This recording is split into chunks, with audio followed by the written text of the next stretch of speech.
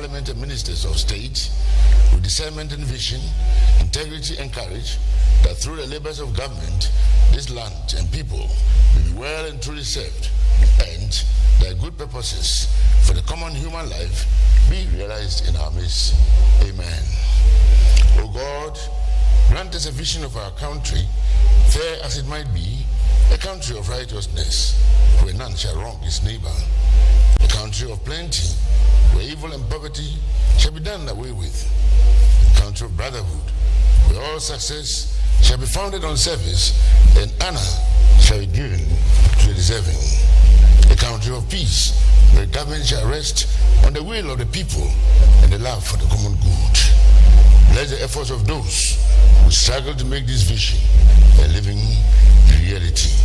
Inspire and strengthen our people, that they may give time, thought, and sacrifice to speed the day of the coming beauty of Ghana and Africa. Amen.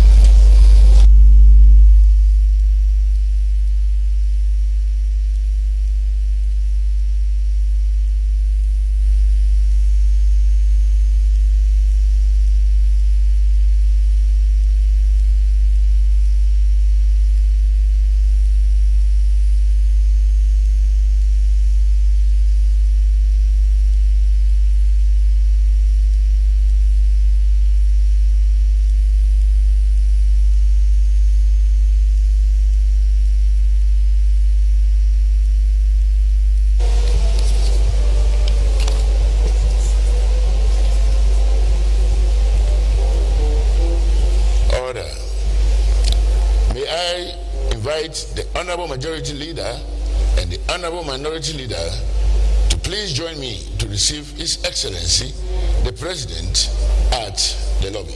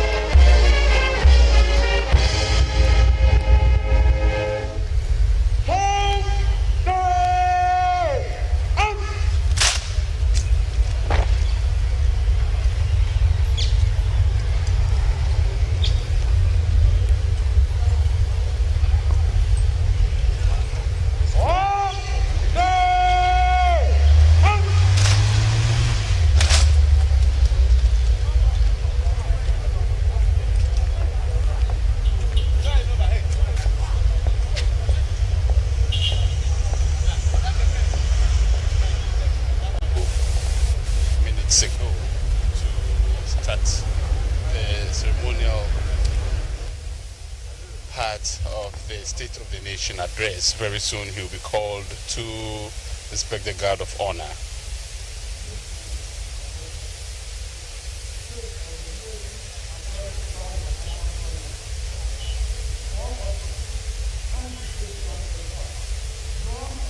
President, after having been elected again after the 2020 elections, which came off on the 7th of December 2020, will be delivering his final State of the Nation address for his first term in office today, Tuesday, the 5th day of January, the year 2021. The President, Nana Addo Dankwa Akufo-Addo, currently makes his way to inspect the guard of honor, and he is in a few minutes expected to deliver his last State of the Nation address for his first term in office.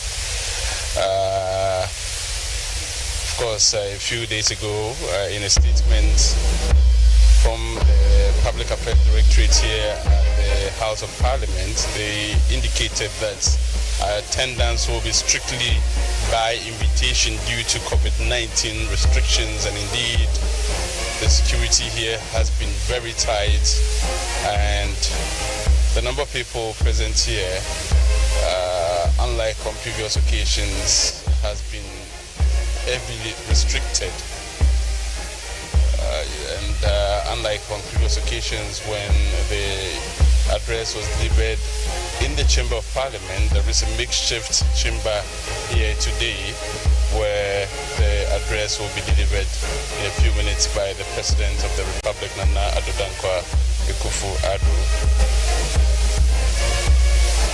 Now, the presentation of the State of the Nation address, of course, we all know, is in line with Article 67 of the 1992 Constitution, which states that the President shall, at the beginning of each session of Parliament and before a dissolution of Parliament, deliver to Parliament a message on the state of the nation. And we are aware that, okay, also tomorrow, midnight of the 6th of January, the 7th Parliament will be dissolved. Of course, the President has just inspected the guard of honor and will soon make his way inside the makeshift Chamber of Parliament, where the MPs are all currently seated for the State of the Nation address to be delivered.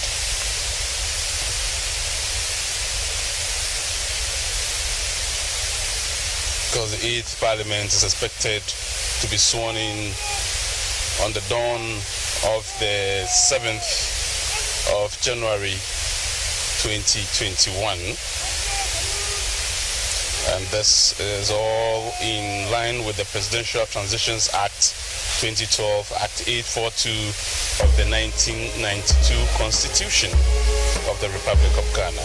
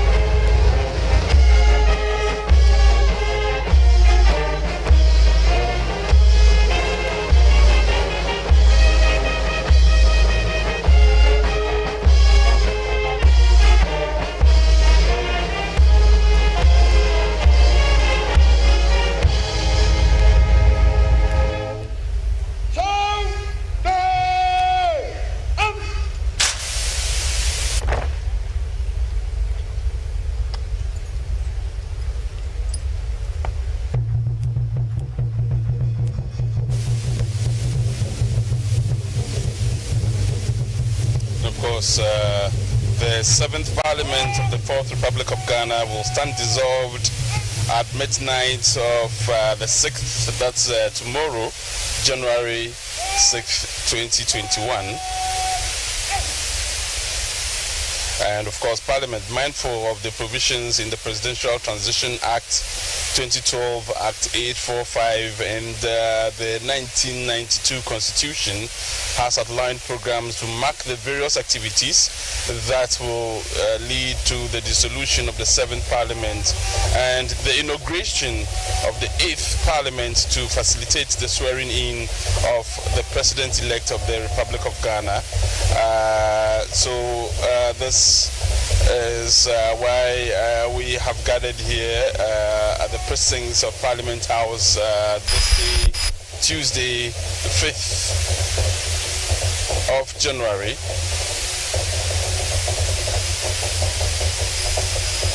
Of course, the final message on the State of the Nation address to be delivered in Parliament by His Excellency the President Nana Addo Dankwa Akufo-Addo in accordance with Article 67 of the 1992 Constitution, and he has just finished with the ceremonial part of this event and has just stepped into the makeshift chamber of Parliament.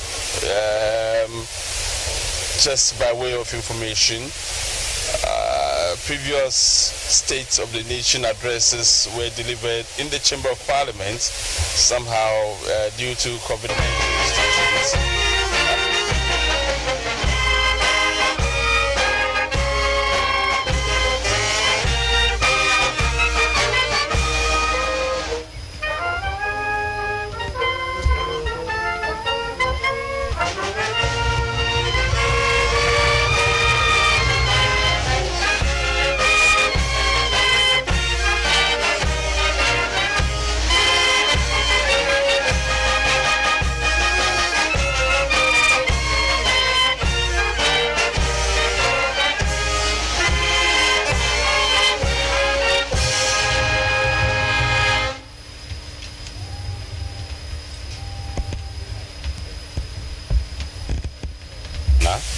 And the President will now take his seat.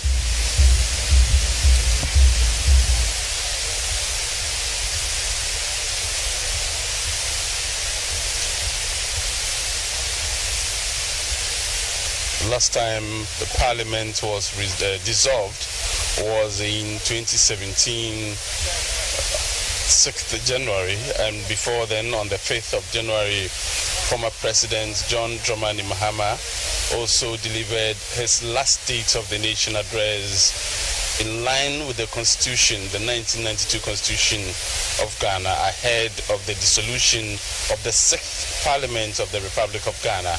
And today we are witnessing a similar event here where the President will deliver his last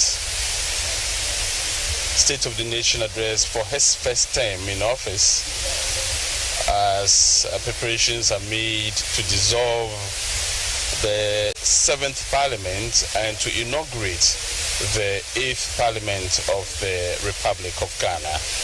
And that is in line and in accordance with provisions in the 1992 Constitution. Mrs. Rebecca Akufo-Addo. Honorable members, other honorable guests, honored guests include His Excellency, the Vice President of the Republic, Dr. Mahamudu Bawumia, and his wife, Mrs. Samira Bawumia.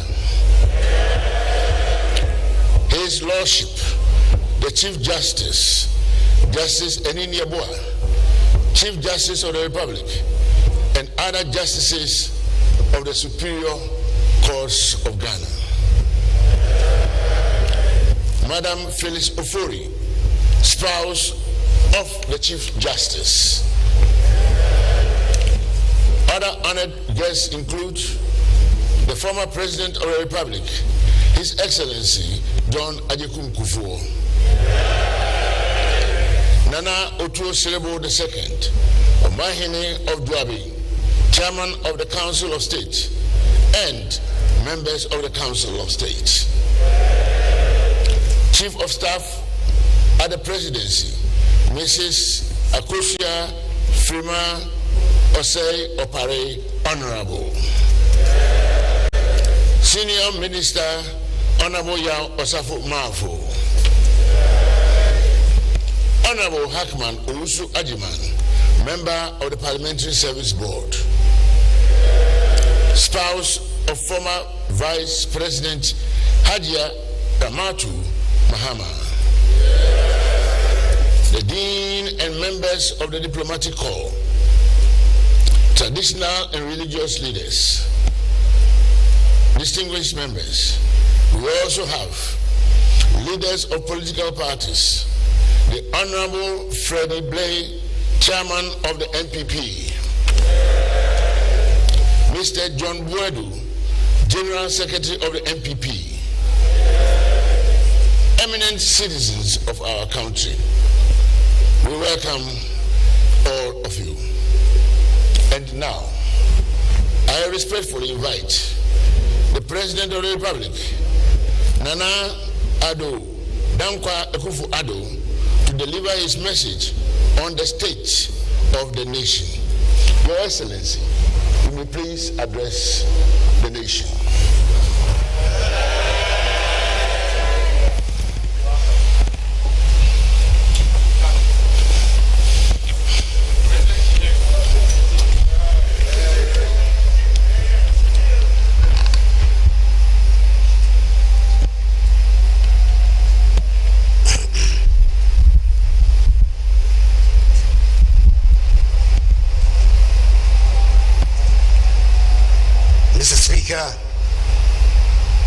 Before I proceed, I'll beg the indulgence of the House to join me in standing up and observing a minute's silence in memory of the dynamic first president of the Fourth Republic, His Excellency Jerry John Rawlings, who sadly passed away on 12th November 2020.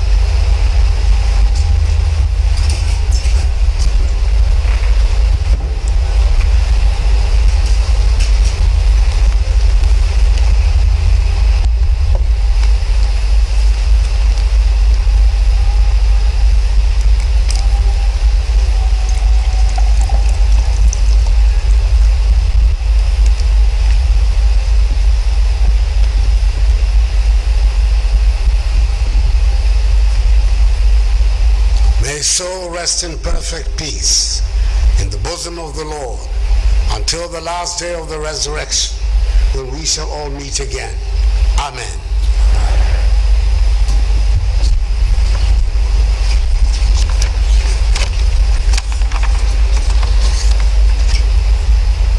Mr. Speaker, as demanded by the Constitution, I have come before this august House to deliver on the dissolution of the 7th Parliament, a message on the state of the nation, which is essentially an account of my stewardship as President of the Republic these past 4 years.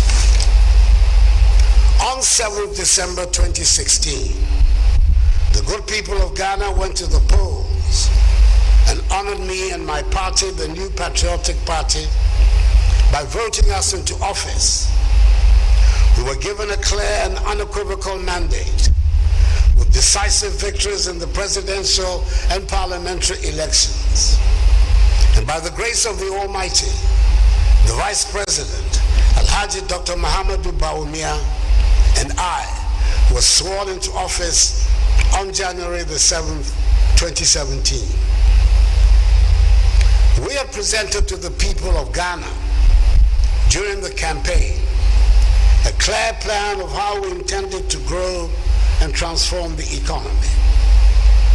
Speaker, we thought we knew that we would face a difficult situation, but when we took a good look, we were still taken back by the state of the economy we inherited. An economy with severe macroeconomic instability, weak growth, a troubling financial sector, low investor confidence, and significant structural bottlenecks. The basic facts of our unhappy inheritance are well documented, 15.4% rate of inflation, a 9.3% fiscal deficit, 32% rate of interest, a 3.4% rate of GDP growth, the lowest in 2 decades, all under an IMF-sponsored bailout program. We set to work quickly, and I'm glad to say that we've been able to stabilize the economy, exit satisfactorily the IMF program, and restore confidence in the economy. At the end of 2019, the economy was characterized by strong growth in response to implementation of government flagship programs, single-digit inflation, reduced fiscal deficits with 3 consecutive years of primary surpluses, relatively stable exchange rate, significant improvement in the current account with 3 consecutive years of trade surpluses, strong foreign exchange reserve buffers, and markedly reduced lending rates. The global pandemic of COVID-19 threatened to derail the progress chalked over the first 3 years of my administration. Its impact has led to the revision in GDP growth for 2020 from 6.8% to 0.9% and later to 1.9% to reflect significant slowdown in economic activities as a consequence of the effects of COVID-19 on lives and livelihoods. The proactive decisions taken by government to fight the pandemic, as well as revitalize and transform the economy with the 100 billion CD Ghana Cares or Batampa program, anchors bright prospects for the medium term. Government will continue to implement prudent fiscal measures to quicken the pace of fiscal consolidation. And in March this year, the Minister for Finance will come to this august house to provide further details on the measures to be taken to restore our country back to the path of economic recovery.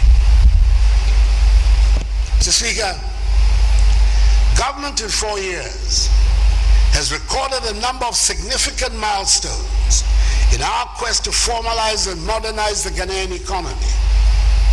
We believe it is the fairest and fastest way to achieve our goals. The National Identity Card rollout, the National Digital Property Addressing System, the interoperability of mobile money transactions, the introduction of the paperless operations at the port, e-business registration system, and access to digital financial services are all part of the drive to formalize our economy and enhance its productivity. For years, there had been unhappiness and sometimes agitation on the subject of the geographic delineation of regions in the country. In the particular case of what was to become the OT region, their demand for a new region stretched back to more than 60 years. We decided that we needed to resolve these matters to be able to bring governance nearer to the people. The constitutional processes for the creation of new regions was put in place, and after the petitions and stakeholder consultations, the people in the identified areas have the opportunity to vote in historic referenda. There were overwhelming approvals for the yes vote in the referenda held in 47 districts across 4 existing regions.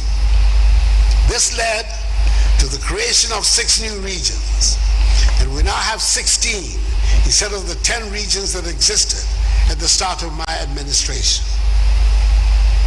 4 years ago, it sounded recklessly optimistic, but free SHS and free TVET are now entrenched parts of our educational setup.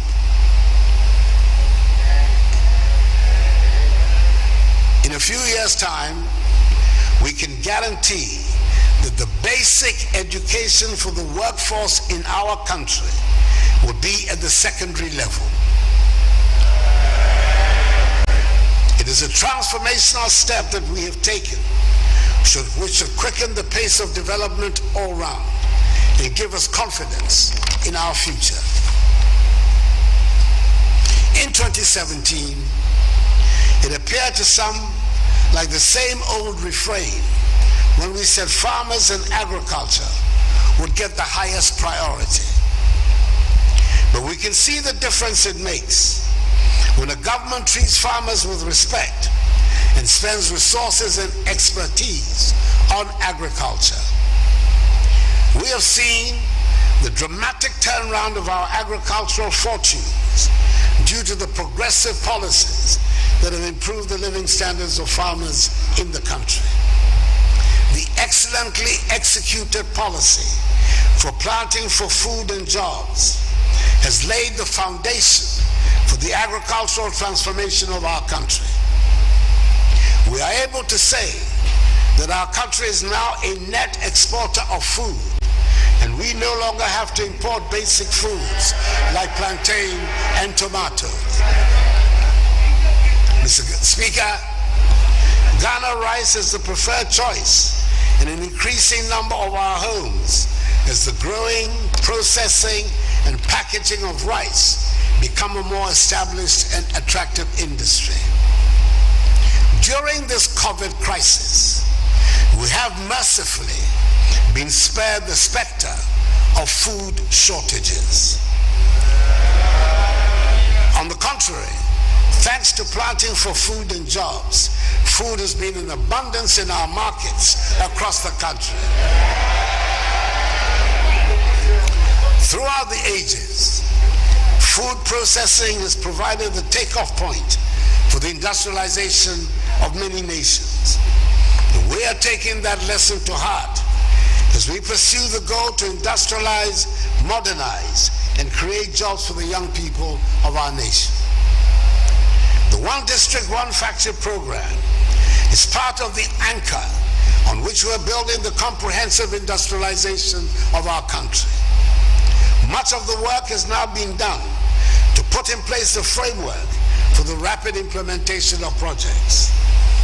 The factors that are currently in place and in production reflect the underlying principle of the program, which is the equitable distribution of development projects around the country. The prospects of our becoming the automobile hub in West Africa are growing stronger every day, with the investments being made in the country by global manufacturing giants in the automobile industry. Mr. Speaker, probably the most difficult problem the government met on coming into office was the state of the banking and financial sector.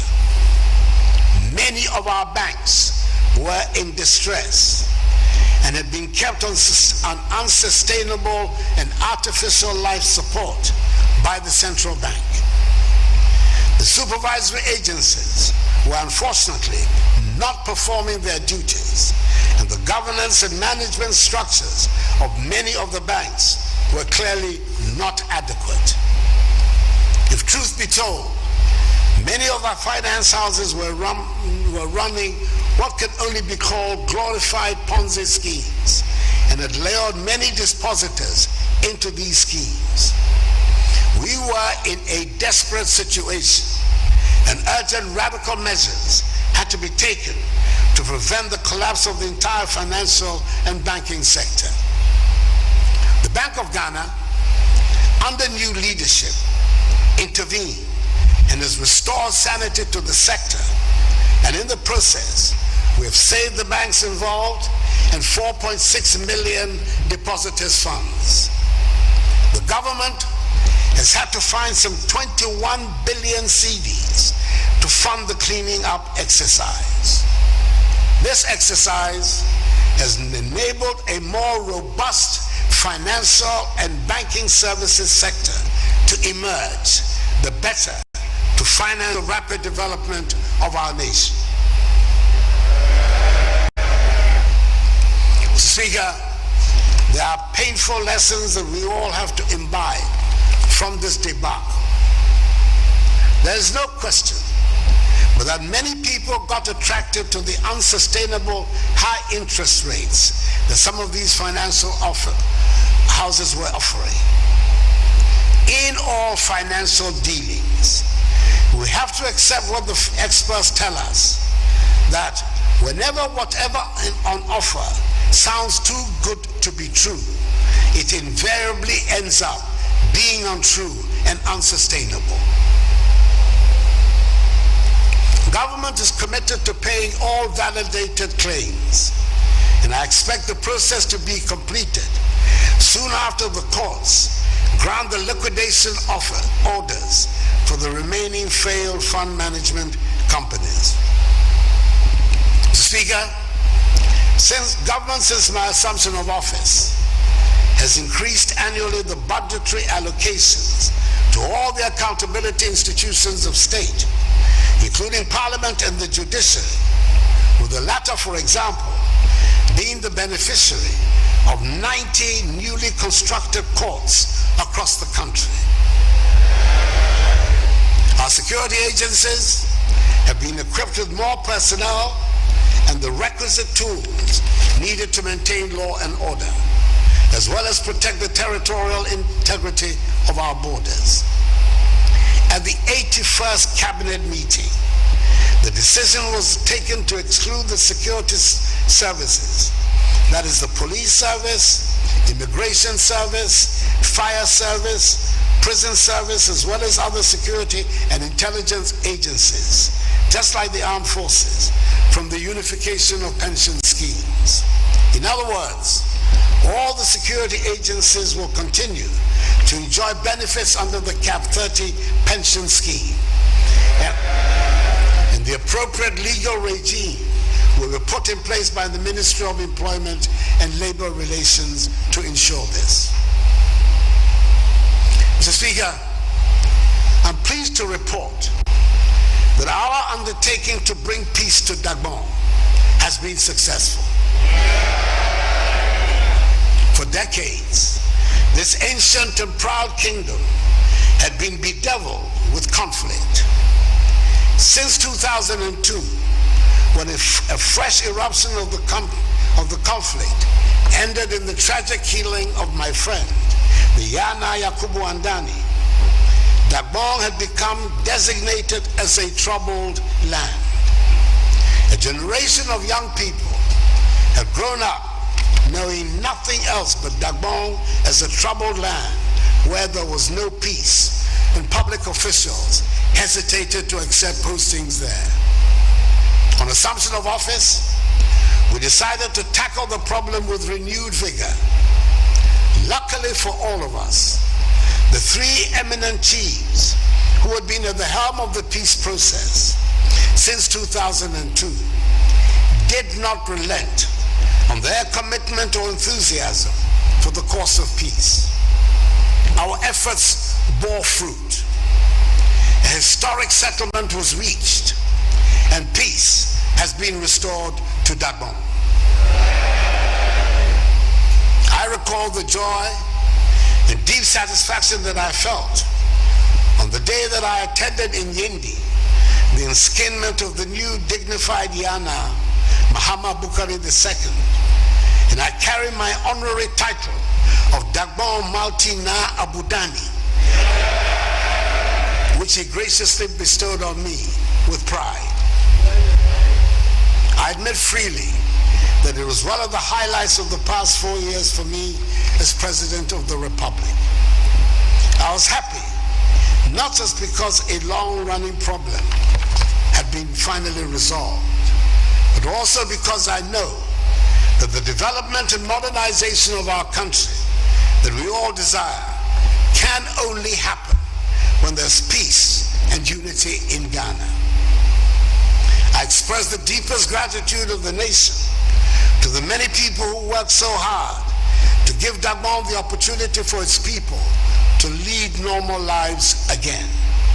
I pay homage especially to the three eminent chiefs who led the process: the redoubtable Asantehene Otumfuo Osei Tutu II, the overlord of Mamprugo, the Nairi, Nabohugu, Abdullah Mahami Seriga, and the overlord of the Gonja state, the Yagmawura Tutumba Boresa Sulemana Japa.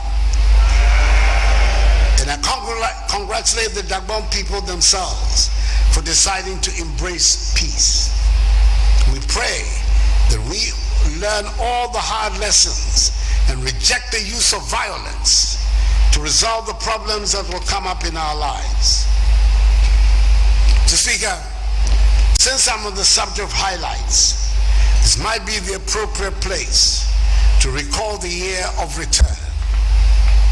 2019 marked the 400th anniversary of the start of the barbaric transatlantic slave trade, and we declare the year of return as a mark of solidarity with the descendants of the millions of Africans that were taken in captivity from our shores into the Americas and Caribbean.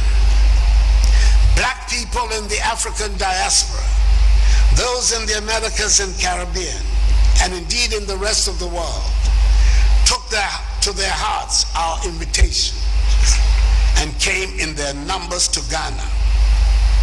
Our country throbbed to the sound of the returnees and the joy of finding a welcome after the trauma of 400 years of the horror of the slave trade. The young people of the world came to Ghana, and it was a good experience for all of us to play host to the world. We entered the year 2020 full of hope and the determination to build on the successes and joy of 2019, which ended on such a high note. Then the unexpected struck, and our world was literally changed overnight with the arrival of the COVID-19 pandemic. This pandemic has shaken economies and public health systems the world over and brought even some of the wealthiest and most developed countries to their knees. Over here in Ghana, our first priority in fighting the pandemic has been and will continue to be the health and safety of our citizens. We pioneered life-saving innovations that the WHO has since sought to replicate elsewhere. Our success thus far is a testament to the tireless work of our researchers, scientists, advisors, public health managers, frontline health care workers, hospital staff, contact tracers, and so many others who have dedicated themselves to the fight to keep Ghanaians safe. Our nation is deeply indebted to them. Prior to the onset of the pandemic on our shores, government had succeeded in restoring the highly indebted National Health Insurance Scheme inherited in January 2017 back to rude health. Some 95,000 health workers were recruited into the public health sector, and we ensured that each constituency now has a well-equipped, functioning ambulance. COVID-19 has presented us with the opportunity to resolve some long-standing problems in the health sector. We have taken steps to resolve the problem of infrastructure deficit in the healthcare system once and for all, with the inception of Agenda 111 and the start of the building of hospitals around the country. We are upgrading district hospitals where they exist and establishing new ones where they do not. We're also investing in our next generation of Ghanaian doctors and nurses. Throughout the period, I have tried to keep the Ghanaian people informed with regular broadcasts so we all know what is going on. This has led to the phrase fellow Ghanaians attaining a new status, as Ghanaians brought their famed ingenuity to find relief in the doom of the devastation being wreaked by the pandemic. Our artists and designers have brought their expertise to bring unexpected relief. We're wearing the fellow Ghanaians and this too shall pass fabric with pride and the knowledge that we're able to find something positive out of the darkest events. I've had a team of dedicated Ghanaian professionals formed into a task force who have been advising me throughout the crisis, and I'm extremely appreciative of them and all those who have risen to the occasion and helped us to cope with the crisis. I'm using this opportunity to again remind all of us that the pandemic is still with us, and we have to maintain the protocols to keep us safe. Speaker, these past 4 years it has been a joy and a great privilege to serve our nation as president.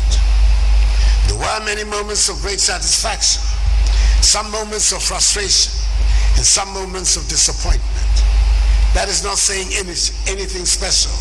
That is life, and I did not expect that everything the government tries to do would have universal acceptance. There is one subject, though, which I believe we, the people, need to have an open conversation, and that is the phenomenon of galamsey. Should we allow or not allow galamsey? The illegal mining that leads to the pollution of our water bodies and the devastation of our landscape. As I have said often, the Almighty having blessed us with considerable deposits of precious minerals, there would always be mining in Ghana. Indeed, there has always been mining in Ghana. The problem we have is the use of modern technology that leads to the illegal mining methods, posing serious dangers to our water bodies and the health of our environment. The pollution of our rivers and water resources has been so acute on occasion that the Ghana Water Company is unable to afford the distilling of water to make for safe drinking. We have to talk about galamsey. We who are leaders owe it to the country to take the subject out of the party political arena and have an honest conversation about this menace to our future. Mr. Speaker, by dint of hard work, we have ensured that presently our country's reputation amongst the Committee of Nations is high. For the first time in our history, Ghana has been honored by her peers with the privilege of playing host to a Pan-African institution, the Secretariat of the African Continental Free Trade Area, AFCFTA. One of the most momentous developments in the modern history of our continent. I've also been honored to follow in the footsteps of my predecessor presidents, specifically their Excellencies Jerry John Rawlings, John Agyekum Kufuor, and John Dramani Mahama, with my appointment as chairperson of the Authority of Heads of State and Government of the Economic Community of West African States, ECOWAS. I'm aware of the enormity of the task ahead, and I assure the community that I'll discharge my duties to the best of my abilities. Mr. Speaker, I would like to say a special thank you to the members of this august House, to the members of this 7th Parliament in our 4th Republic. I speak as someone who has served 3 terms in this House, and I can safely say that this 7th Parliament has been the busiest ever and arguably the most productive in the history of our country. You have passed almost 50 pieces of legislative instruments. The acts have been wide-ranging in scope and reach. We finally have the Right to Information Act. We have an Office of Special Prosecutor Act. The Ghana Integrated Aluminum Development Corporation Act, the Ghana Integrated Iron and Steel Development Act, the Witness Protection Act, the Lands Act, the Historic Private Members Bill, and lots more. In many ways, you have helped transform Ghana, and you have every right collectively to be proud of the work you have done. Speaker, the next parliament is not going to be anything like this one that ends today. I do not suggest that the House might not be as busy, but the sitting arrangements, the source and decibel levels of sound from the House would certainly be different. The good people of Ghana have spoken and given Parliament an almost equal strength on both sides of the House. We have no choice but to work with the consequences of the desires of the people. The House would have to be more accommodating of each other's views and probably devise new ways of conducting its affairs in the interest of the good governance of our people. I am thankful to the Ghanaian people and to the Almighty that I have been given a clear mandate to govern the country for 4 more years,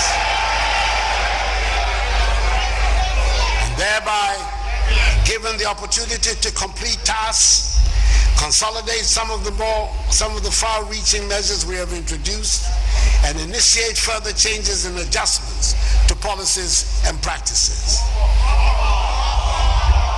The Constitution demands that we go to the people after 4 years to ask for a mandate, and we must listen to the voice of the people. I said during the election campaign, and it is my firm and passionate view that I should only be president in a fairly conducted election, which I believe in all sincerity the election of 7th December was. I recognize that my main opponent in the election, the former President John Dramani Mahama, has gone to the Supreme Court to seek its intervention and grant reliefs that he believes were compromised in the conduct of the elections. It is good for the nation that in the end he chose the legal path instead of the pockets of violence that have attended the rejection of the results by his party in the period after the elections.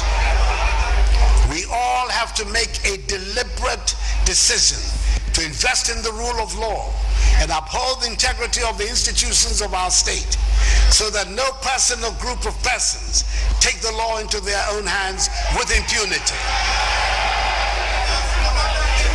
Mr. Speaker, it has been my great pleasure and exceptional privilege these 4 years to have served as president of our beloved country. I'm grateful to you, this honorable House, for its cooperation in the enterprise to attain our common goal and aspiration of advancing the peace, progress, and welfare of the Ghanaian people. I will see some of you in February.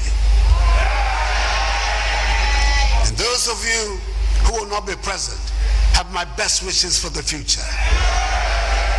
May God bless the Parliament of the Fourth Republic and us all. And may God bless our homeland Ghana and make it great and strong. I thank you for your attention.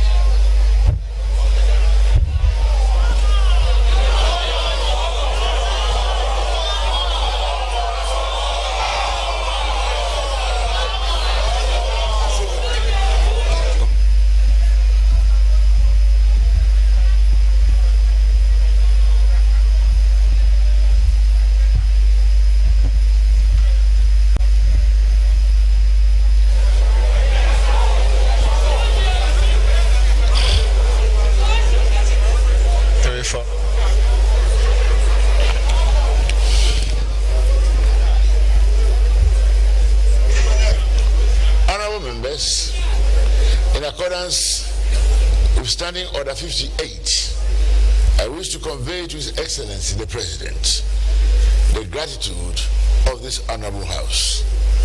I seize this opportunity to express our appreciation to the Ghana Armed Forces, the various security agencies, and our own internal security for their services which have ensured the smooth success of this function. Honorable members, again, in accordance with our practice, a formal communication will be sent to His Excellency the President after the House has debated this message. The full debate on the message will commence at a time to be determined by the Business Committee.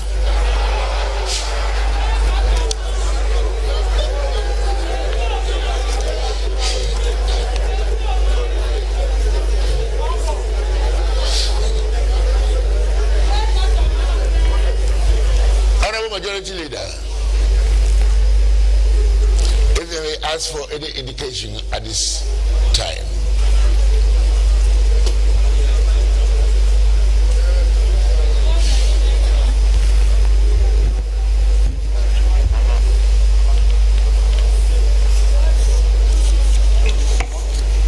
Speaker, honorable members, we've listened to the President of the Republic, and I guess as usual, before I give any indication, maybe the Speaker may want to hear from the Minority Leader. Before I give an indication as to what to do next. We are together in this enterprise together. Mr. Speaker, thank you.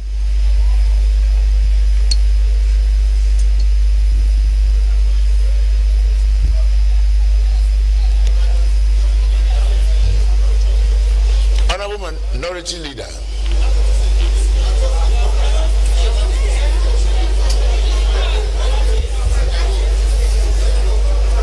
Mr. Speaker, I see motion item 4, and it's my expectation that the Majority Leader would have moved that motion, but it is not out of place that I do it.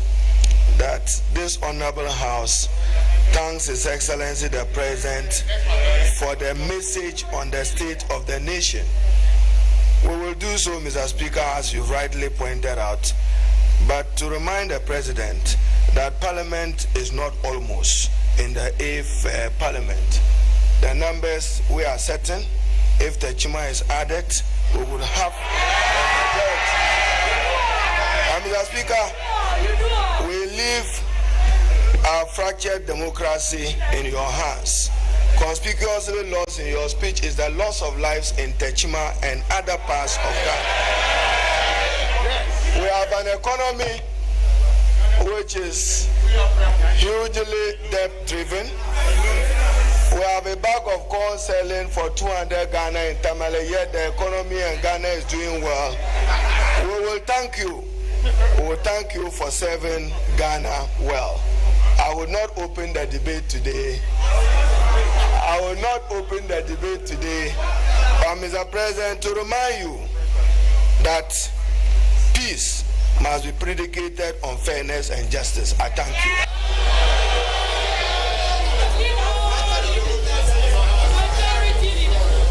Honorable Minority Leader, did I respectfully hear you seconding a motion for adjournment?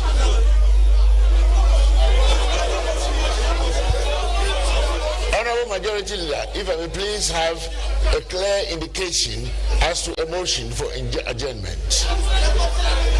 Order, honorable members. Speaker, as has been advertised on the order paper, what you are required to do is move a motion, and the motion is to be moved by the Majority Leader, to be seconded by the Minority Leader. Mr. Speaker, what I raise by way of preliminary observation is that if there are any indications, the Minority Leader will be called on first before any indications could also be given by the Majority Leader, as is the practice in the House. But Mr. Speaker, the President has provided under Article 67 of the Constitution has come to deliver to Parliament a message on the state of the nation. The state of the nation as he met it, and the measures he as President of the Republic has instituted to improve the lot of Ghanaians and indeed develop the country as a whole. Mr. Speaker, the state of the nation that he is bequeathing to himself, he has accounted for to the nation in his brief address. Mr. Speaker, the President has appealed to his own government to be much more consultative given where we are as a nation. And he has also appealed to Parliament to be innovative in the conduct of business, all in a bid to deepen our democratic governance. So, Speaker, normally when the President delivers his message on the state of the nation, the Parliament sets aside a date and indeed periods to pore through the content of the debate. Given where we are, the last State of the Nation address given by the President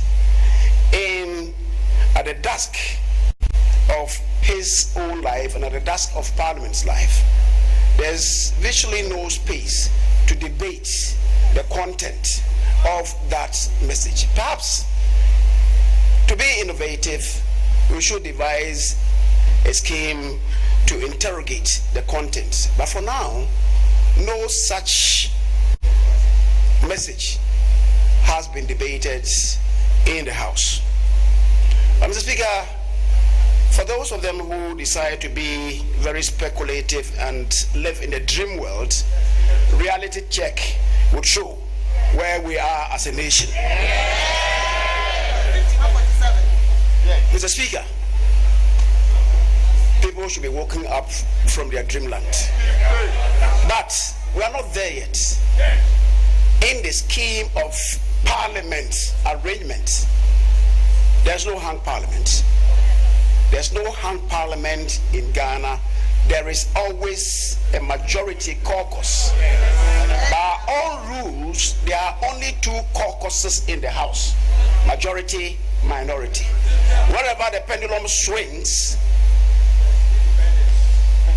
Mr. Speaker, that group will constitute the majority. People should learn the rules of procedure in this House. Mr. Speaker, accordingly, I want to move that this Honorable House thanks the President for the message on the state of the nation which he has delivered to the House this day, Tuesday, the 5th of January 2021. I so move. The Speaker. Honorable Minority Leader, please. Mr. Speaker.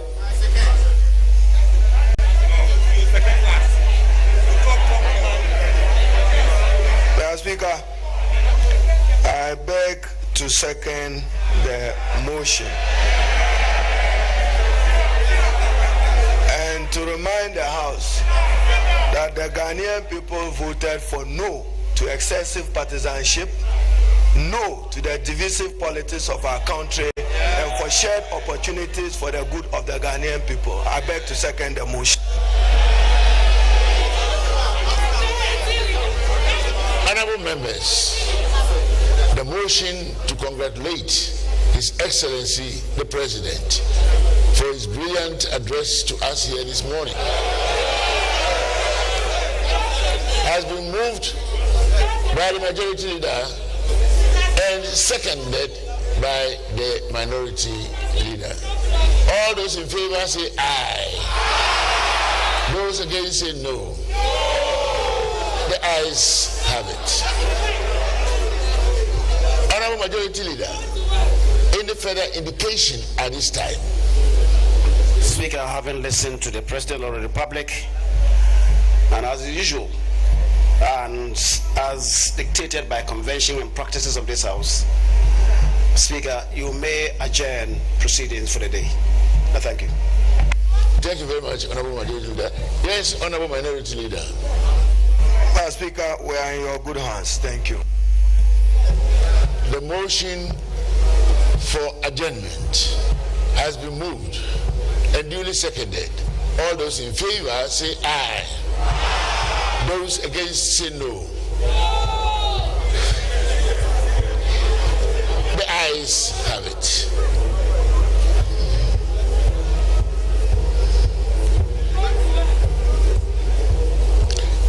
Honorable House is accordingly adjourned till Friday,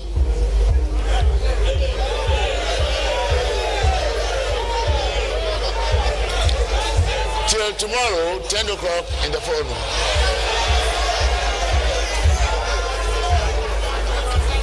Honorable members, I shall now process out with the President, the Vice President, and the leadership of the House to the lobby for Mr. President and the Vice President to sign the Distinguished Visitors Book, after which we will return through the chamber to the Speaker's lobby for a brief interaction. Meanwhile, honorable members and our invited guests are entreated to kindly remain by your seats during the process. His Lordship, the Chief Justice, will also process out of the chamber in the company of the Justices of the Superior Court of Judicature before joining us to sign the Distinguished Visitors Book. The House stands adjourned to tomorrow accordingly. Thank you very much, honorable members. Thank you, Mr. President.